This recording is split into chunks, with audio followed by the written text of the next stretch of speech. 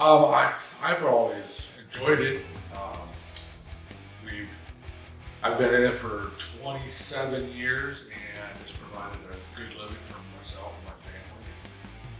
It's been rewarding as far as the ability to go to work and do a project, complete it, and feel like you did something during the day. So we work in refineries and power plants, water treatment facilities, essentially a lot of things that create steam.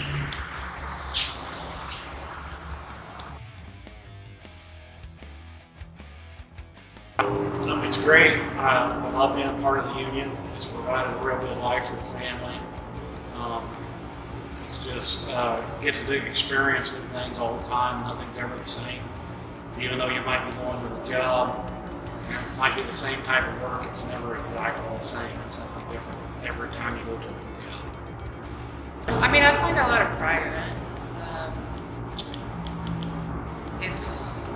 It's nice to have the camaraderie, and I mean, it is, as soon as you become an apprentice, I mean, we'll just take you under their wing, and it is family. I mean, you spend so much time with them. You work 6-7 days a week. You're out of town. You work all day, then you go to dinner with them. Some of these guys room together. I mean, that was the hardest thing for me when I became dispatcher, was to leave the field. An average day for a Boilermaker would more than likely be a 10-hour work day. You get there at 7, go home at 5:30. You probably come to work, you'd end up rigging, welding, prepping, tube panels, duct work, something to that effect. I don't even know how to say it. The Boilermaker is kind of a hybrid between an iron worker and a pipe fitter, and that's kind of what we do. We work on industrial construction, powerhouses, refineries, stuff like that.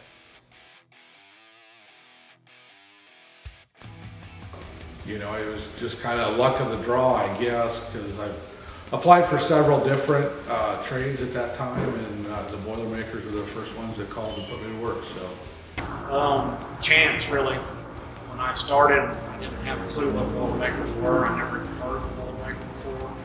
The high school I went to, their career fair was military and college. There was no other path other than if you didn't go to college, you went to the military. Nobody explained anything to you. There was very limited resources. It was a small school, so we didn't have a lot of opportunity to experience different things. I went to a welding school first, tried to get some welding skills because a friend of mine was going. We ended up working some non-union refrigeration work.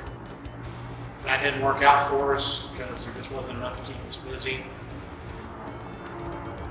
And he told me about the Boilermakers. He had a friend around home who just happened to be one, and he told us we needed to come up here and look for work.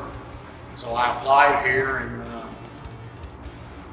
tried to pass the welding test. I didn't get the welding test the first time. I had to come up here and get some practice, and then eventually passed the welding test and was accepted into the apprenticeship. I did the apprenticeship for, I think it took me 3.5 years to get through and get my 6,000 hours. Get all my training done at the classroom. And just worked my way up from there. Tube welder, steward, foreman, general foreman, superintendent, now I'm the principal.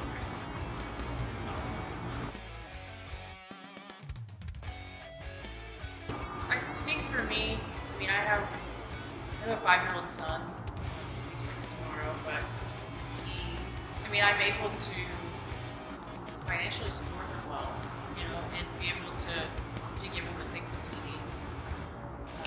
And I don't have to worry, financially where things are going to come from next, which is great. And it's for him.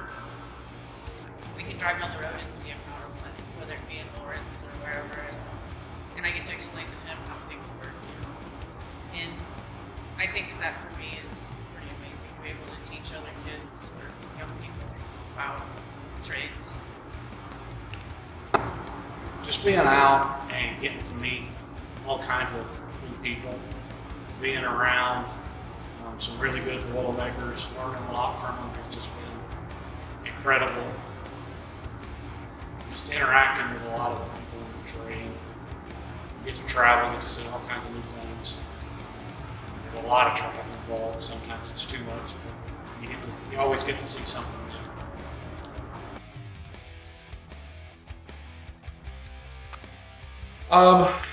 The first step is to get in contact with one of us at the hall and fill out a referral.